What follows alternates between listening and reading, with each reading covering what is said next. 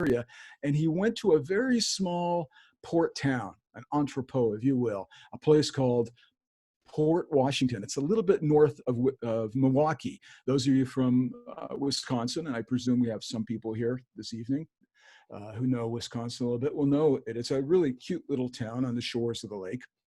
And there he started all over again. He apprenticed again in another law firm, 2 years, and then he finally passed the bar there, and then he began to practice. And in this too, he failed. He had no luck in his law practice for a variety of reasons, which I go into the book. It's fairly lively, but the finishing point here for him was that one very early morning, pre-dawn, fire ripped through the little downtown, burned his office to the ground, his law books, his IOUs, everything. He was once again bereft.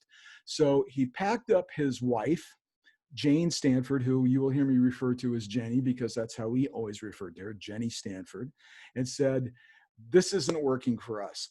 But he had some brothers who had come out here in 1849 because there was this little event that they found some gold or something up there in this year in Nevada. And Nevada, excuse me, I don't want my friends from Nevada to get mad at me for saying Nevada. And they had come out to California as the gold rush had bloomed, but they found, as so many other people did who came out here, that there was more safety, more dependability, more comfort in selling materials to those improvident 49ers, such as liquor, cigars, gold pans, so on and so forth. And they established Stanford Brothers store in Sacramento. And you can see sort of a replica of Stanford Brothers store in Old Town Sacramento now. It's not exactly the same. It's not exactly in the same location, but it's close enough. And so he said, okay, I'm coming to California because I've got nothing else. Everything else hasn't worked out for me. But he parks Jenny back at her family home in Albany for 3 years. And he comes out to California and he has nothing. He's without a dollar. So his brothers say, and Josiah is very much part of this plan, says to him, you know what, we're thinking about starting with today what we would call a franchise up in the gold country, a little town called Cold Spring, not very far from where John Marshall discovered gold in 1848. So they sent him up there. And one of the first things that he does, aside from having the Stanford Brothers store, is he starts his own family heritage business, a saloon, and he names it in honor of his native state. He calls it the Empire Saloon. And he also learns that the Board of Supervisors in Placer County at that time are looking for a justice of the peace. Now, as you can well imagine, there weren't a whole lot of people with law degrees working up in the gold country in the early 1850s, but Leland had that, and Leland had already expressed some serious interest in politics. He had run for district attorney in Wisconsin. He was crushed, but he would like to have political power.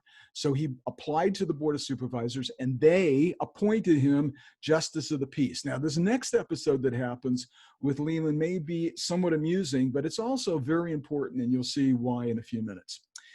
Leland decides he's going to run his courtroom in the Empire Saloon, which he does.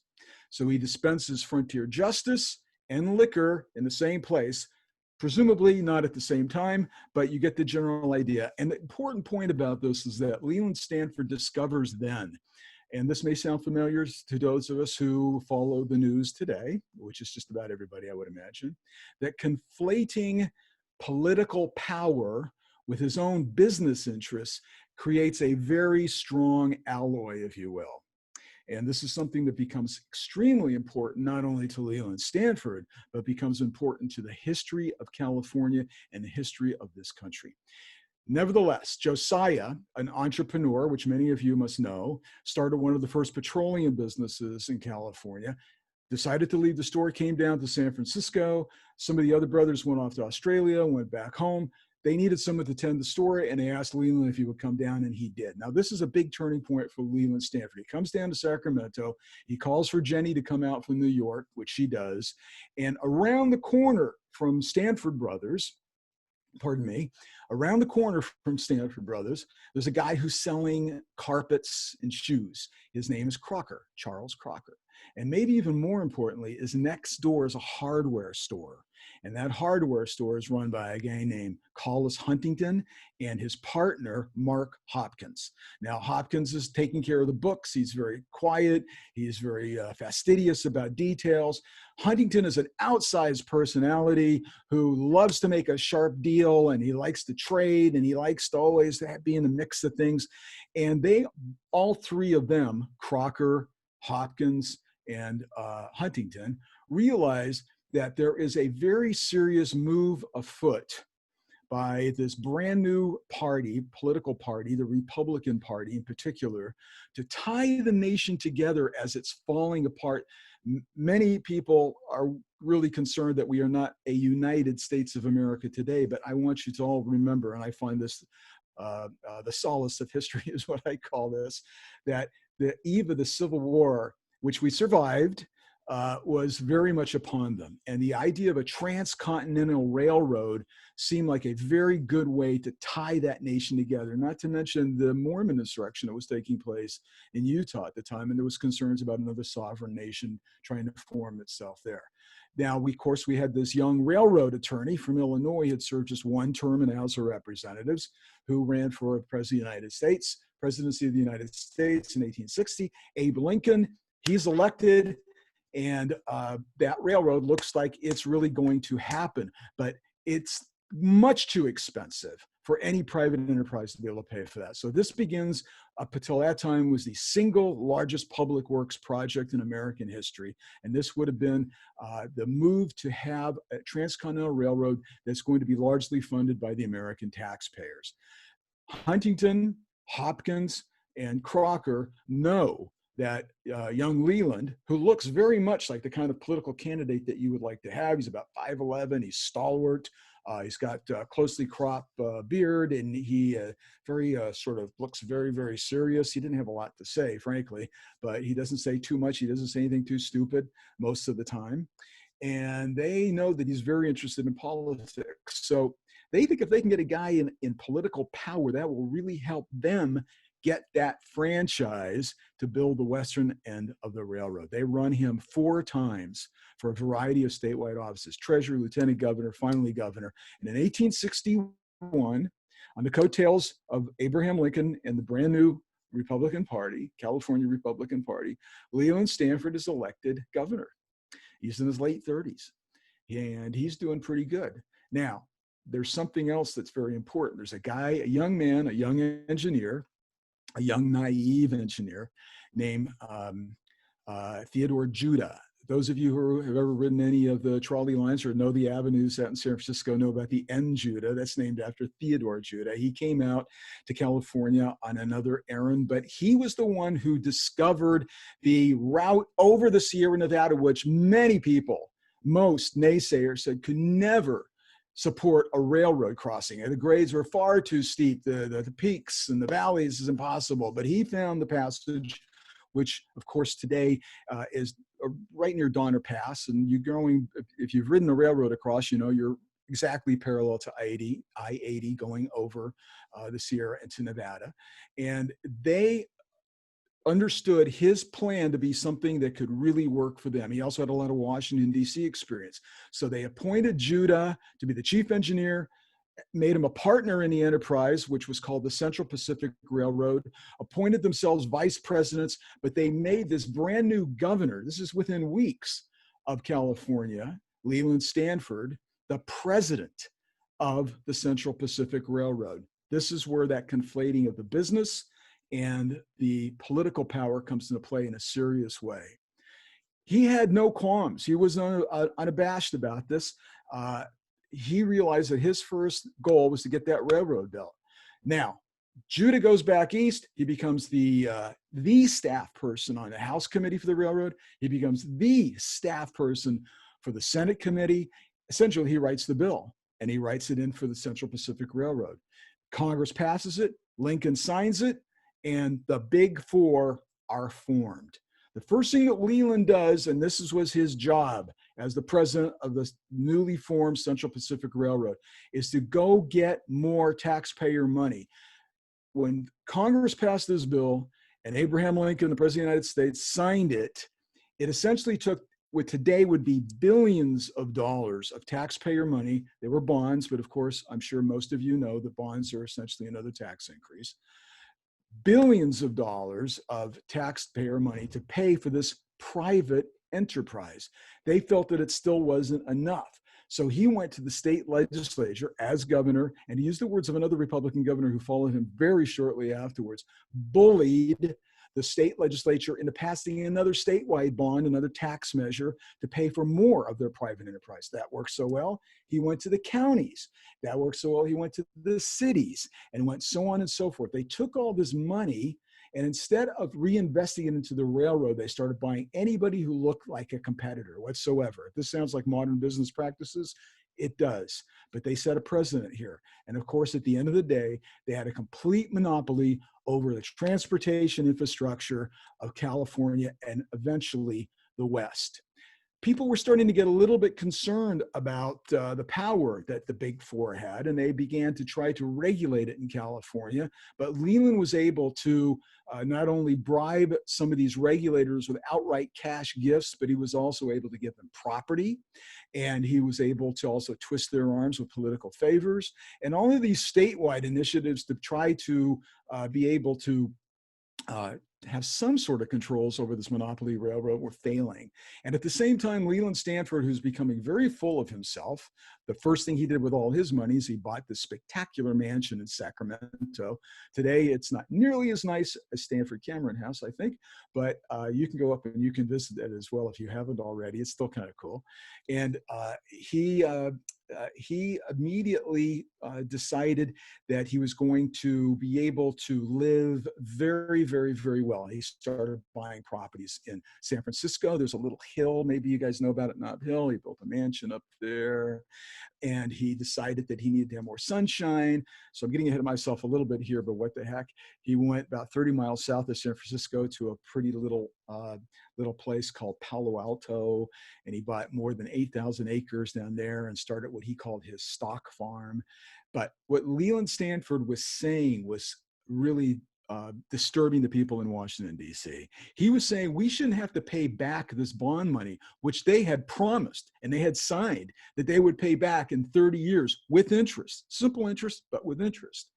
Now he's saying, you know what, the people of the United States owe us their gratitude. We're building this railroad over here, and we're tying the country together, and we're going to open up the United States. And why should we have to pay them back?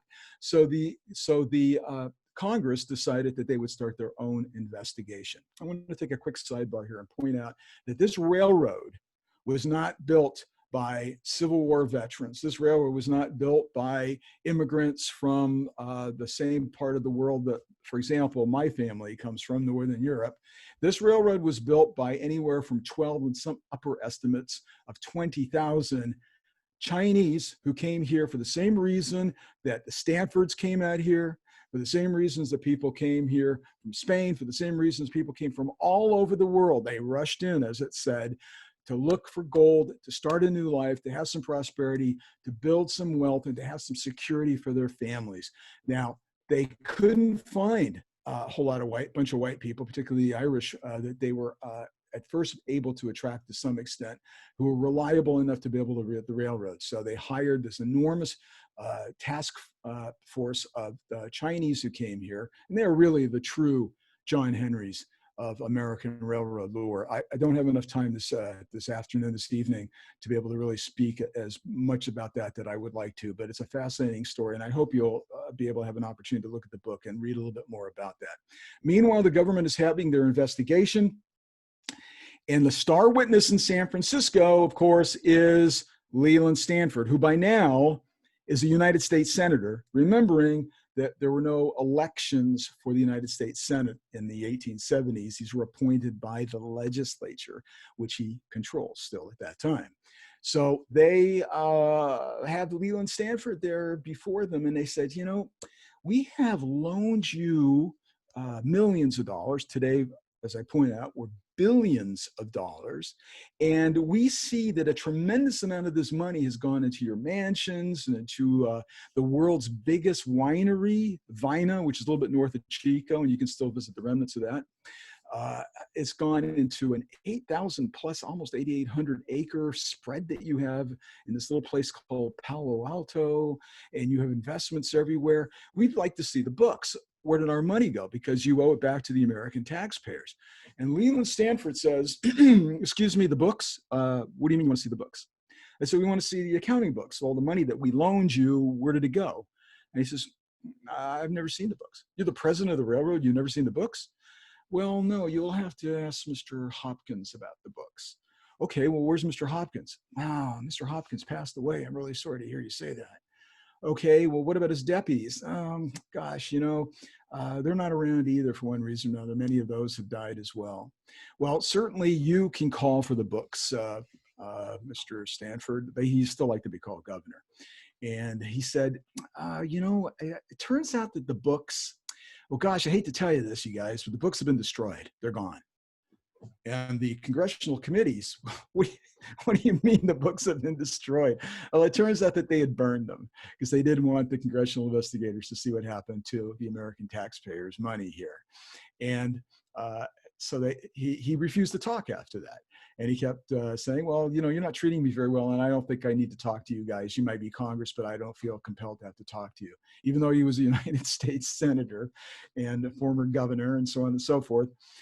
They said, okay, we're going to take you to court and force you. So he went to a 3-panel court, but 2 of those guys on the panel on the bench were there largely, not exclusively, but pretty much entirely because of Leland Stanford's influence. He had them on that bench. So the vote 2-3 said, nah, he doesn't have to testify. He doesn't want. They started bringing in some of his deputies, many of whom, if this sounds familiar to any of you who follow the news, were family relations of the Hopkins and of the Huntingtons and of the Crockers. And Leland, though, and I'm going to veer off a little bit here to something that's a little bit sadder, had one son. Jenny and he, after 18 years of marriage, had finally were able to enjoy the great beneficence of having a child. Leland Stanford Jr., who by all accounts was a really cool little kid. And they groomed him to become the scion of a very wealthy, prosperous, very powerful family. They had planned to put him at Harvard University in the fall of his 16th year, which was not uncommon at the time. So they took a grand tour of Europe shortly before that time. But Leland Stanford on this tour got typhus, and he died at age 15 in Florence in a hotel. And this was the great heartbreak, obviously, of the Stanford life. So they decided that they would build a memorial to Leland Stanford Jr. And a good place to do that, they felt, were the 8,000 acres in Palo Alto, which of course is now, we know it for Leland Stanford Jr. University. Leland Stanford Sr. did not see Stanford University as a great liberal arts or research university. He thought that was a bunch of hooey. Remember, this is a guy who doesn't even have a high school diploma. He thought trade schools were the way to go. Maybe not quite Wyotech today, but someplace that would teach people how to work with horses, people who would learn how to work a railroad engine, somebody who was into engineering. The electrical department was very important then because obviously electricity was the coming power source at the time, as was other stuff. But Leland really pushed that very hard. They had almost no library. His library was about as big as what you see behind me on one of my shelves over here. So now he's got this thing working here. He's escaped the clutches of the United States government for the time being, but he dies, 1893. He dies, he's about 69 years old, I think, if I recall correctly. And everybody thinks, well, this university has been endowed and very richly, no doubt, and it'll survive. But as it turns out, poor Jenny, the widow, discovers belatedly that for all practical purposes, the Leland Stanford legacy is effectively bankrupt. He owes millions of dollars because not only has he milked the company for all sorts of riches so he can have a most ostentatious life you can possibly imagine, something that this is discussed pretty vibrantly in the book. And one of my favorite parts of being able to research and write is, oh my God, what did he do now? But he left his estate in shambles. They didn't have enough money to pay for the heating bill at Stanford University. The government wanted $15 million back from the estate. They sued her, went all the way to the United States Supreme Court. But Jenny, who had very little formal education herself, knew nothing about business, had really no friends in business, was just living a very ostentatious life for the last 30 years, had suddenly to be able to save this university, which she saw, rightfully so, as the memorial to her boy and to her man. And she was going to do everything she could. So she pulled every string that she could. She won the case at the Supreme Court level. And that's another incredible story. Saved the university, and everything seems like it's going to be okay now, right? But she needs a break. It's been really tough on her. One of the first things that she does, by the way, she kicks Josiah off the board of trustees of the university after Leland died. So now another thing that she was able to have accomplished by one of her lieutenants, which is kind of interesting, is that it was the first, they got a constitutional exemption, and the state constitutional exempt Stanford University from ever having to pay property taxes. I'll leave that, the details of that in the book as well. So she decides now her job done, she deserves a little time off. She starts to travel rather adventurously. She goes up the Nile, she goes to Ceylon, Sri Lanka today. And she is having a reasonably good time, except when she's home in 1904, she is at her Nob Hill mansion, and one evening she had a lot of health problems. She's drinking some bicarbonate of soda, and she spits it out. They take it to a laboratory, and it's been poisoned.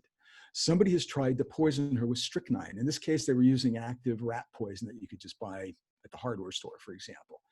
And they said, oh my God, Mrs. Stanford, somebody's trying to kill you. You've got to get out of town.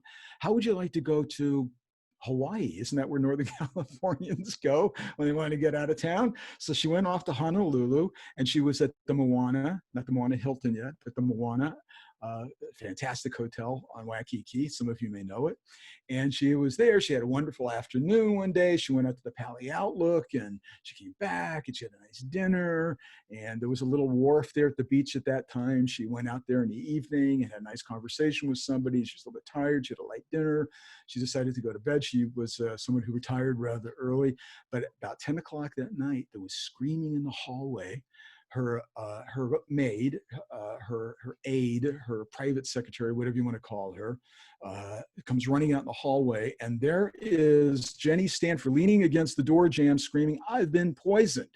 And in fact, this time she had been poisoned with strychnine, a pharmaceutical quality, and within 2 hours she was dead.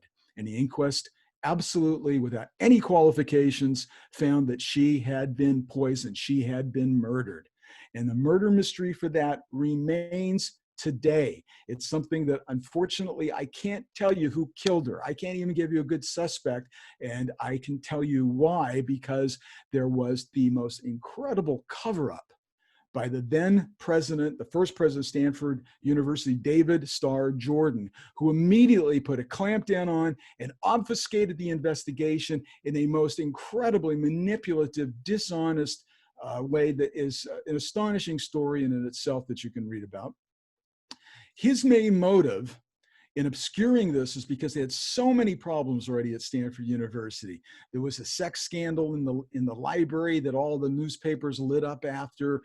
He had all kinds of problems with academic freedom issues, which are still written about and talked about these many years later. The place was teetering despite the fact that she had put it on good financial ground, and he could not afford to have any more controversies. No, I don't think he's a suspect in the murder. That's something, again, that you will have to read about a little bit in American Disruptor.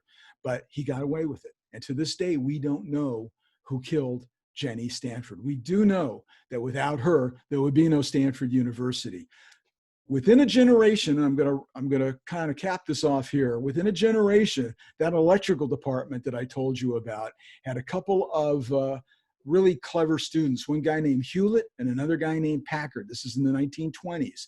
And they had an incredible guy who was running the place, who understood what the situation was, his name was Terman, and he realized they had all this land there that they should be able to put their students who were coming up with all these innovative things. I mean, why should they have to be building these things in their garages when they have 8,000 plus acres? Can't they set aside something, a research park or something like that? And yes, that is the beginning of the high-tech industry that comes out of Stanford University. Yes, that is the beginning of a cascade of events that probably could not happen elsewhere because of a confluence of being in California, Stanford, the trade school provenance of Stanford University, all these things coming together, which of course leads to the Silicon Valley and Zoom. So there we are. That's my book, condensed as much as I can in 35 minutes or so. And I'm more than happy to answer any kind of questions. Alania, I mentioned to you, and I want to encourage all of you who are here today with us, that if you have any particularly provocative questions, I'm more than happy to do my best to answer them. Don't pull any punches. I'm a historian. I've been a reporter, investigative reporter for almost my entire adult life, and there's probably nothing you can throw at me that will offend me. So thank you again, all of you, for hanging in here, and thank you for your interest, and thank you again for your interest in the Camron-Stanford House. All right, well, thank you, Roland, so much. Chat's a little bit quiet, so I'll give people a couple minutes to digest everything, and maybe we'll get some questions.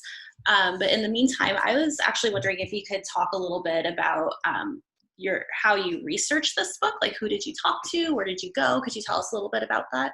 Absolutely.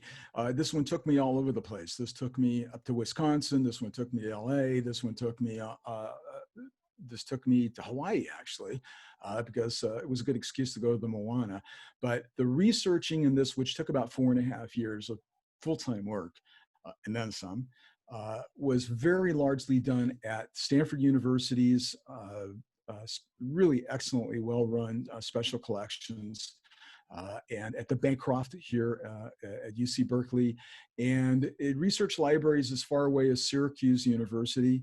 Of course, the Huntington Library, which is not named after Collis Huntington, but his nephew, down in San Marino. It was an awful lot. It's an awful lot of primary material, and I was a little bit shocked, I have to tell you, about how much has never really been dug up, looked at, examined, and put together about Stanford's life. There's been a great deal of sort of hero worship, which I think Stanford University is, shall we say, rather robust publicity department has done a spectacular job of making Stanford out to be kind of a really heroic kind of character. But in point of fact, you will find scandal after scandal, and I mean bona fide scandal after scandal in a true biography. And I think this is the first time, I know this is the first time that we've ever been exposed to all of that. Awesome, thank you.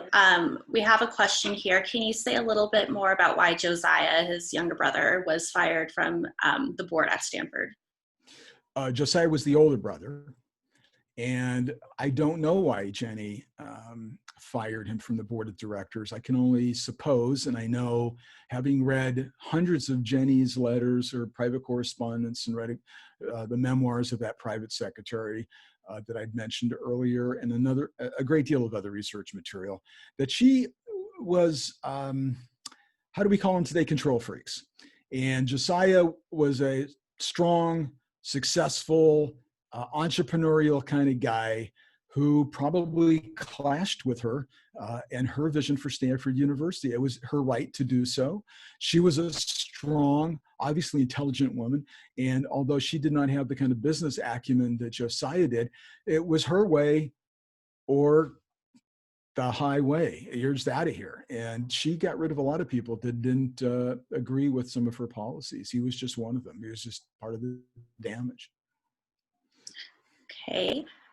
We have another question about Stanford. It says, when were the Chinese allowed to go to the university? I've heard that Jenny Stanford changed that policy. Can you elaborate on that? There's never been an official policy about no Chinese, no Asians at Stanford University. There was very much a policy until like the 1920s, late 1920s or early 1920s, that there would be no women or there was a cap on women, so like 50 women or so. That obviously had to change. There was also the provision that in return for having not to pay any property taxes, that tuition would be free for all California kids going to Stanford University. That obviously went by the wayside.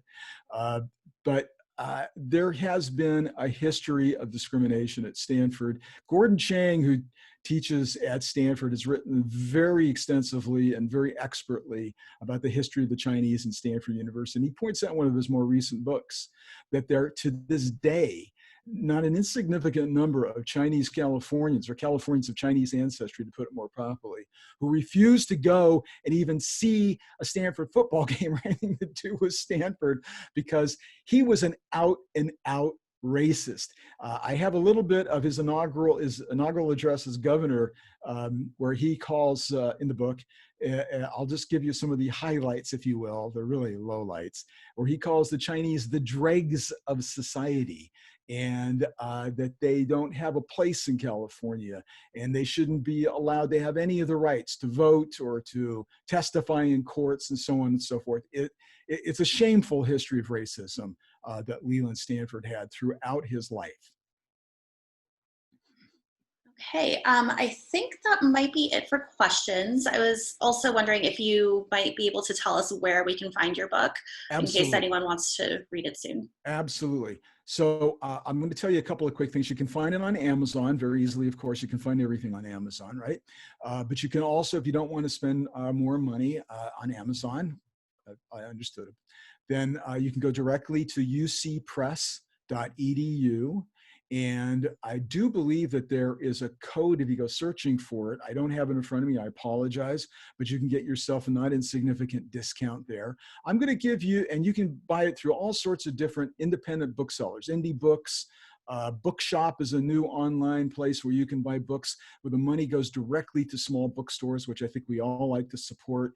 And I'm going to give you my Twitter handle, and I'm going to give you my email, and you should feel free to correspond with me. And if I can help you find a way to buy the book for a little bit less, I'm happy to do so. So my email is my full, little bit odd Belgian name here, Roland, R-O-L-A-N-D, De Wolk, all put together, ROLANDEWOLK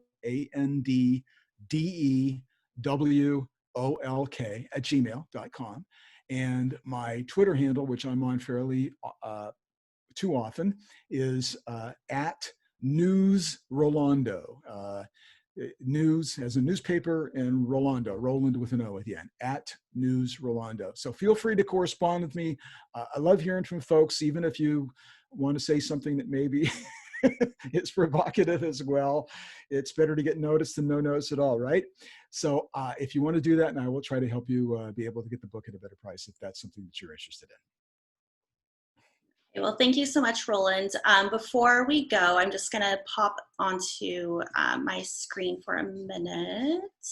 Let's see. And maybe I should just quickly mention, as you're popping over there, the title of the book, which is American Disruptor, The Scandalous Life of Leland Stanford. So we talked a lot about it, and there it is on your screen, American Disruptor, The Scandalous Life of Leland Stanford. I hope you all enjoy it as much as I enjoyed researching and writing it. Yeah, it's a really great book, so I hope everyone gets a chance to check it out. Before we head out here, I just wanted to let you know that we have a couple more lectures just like this in our virtual History Happy Hour series coming up in a couple weeks. On July 2nd, we have UC Berkeley lecturer and historian Amy O'Hearn. Her talk is going to be titled Off with the Corsets, A Brief History of Dress Reform in the 19th Century United States. And we also have, just a couple weeks after that, July 16th, Sarah Gold McBride, also from UC Berkeley, who will talk to us about 19th century freak shows in American life and popular culture. So registration for those, they're both open now. You can find more information on our website, which is www.cshouse.org. Our events calendar is updated pretty frequently there, so you can check that out there. Finally, I'd like to mention that the Camron-Stanford House is supported largely by our memberships and our donations. So if you'd like to become a member or would like to make a donation of any amount to the Camron-Stanford House, that can also be done on our website. So that's all I have. But if anyone has any last minute comments or questions, I know the chat people have thanked you, Roland. So yeah, thank you so much for joining us. Thank you so much for inviting me, and thank you all for participating today. I'm very grateful. Yeah, thank you. Thank you, everyone. Have a good night. Have a good evening.